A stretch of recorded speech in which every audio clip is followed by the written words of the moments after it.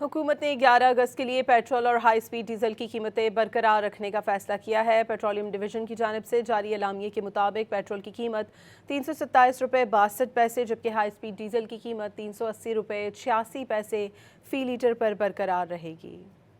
हुकूमत ने 11 अगस्त के लिए पेट्रोल और हाई स्पीड डीजल की कीमतें बरकरार रखने का फैसला किया है। पेट्रोलियम डिवीजन की जानिब से जारी एलामिये के मुताबिक पेट्रोल की कीमत 327 रुपये 62 पैसे जबकि हाई स्पीड डीजल की कीमत 380 रुपये 86 पैसे फ़ी लीटर पर बरकरार रहेगी।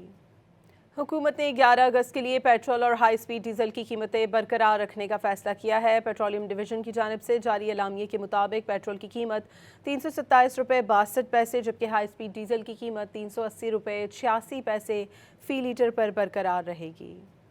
हुकूमत ने 11 अगस्त के लिए पेट्रोल और हाई स्पीड डीजल की कीमतें बरकरार रखने का फैसला किया है। पेट्रोलियम डिवीजन की जानिब से जारी एलामिये के मुताबिक पेट्रोल की कीमत 327 रुपये 62 पैसे जबकि हाई स्पीड डीजल की कीमत 380 रुपये 86 पैसे फ़ी लीटर पर बरकरार रहेगी।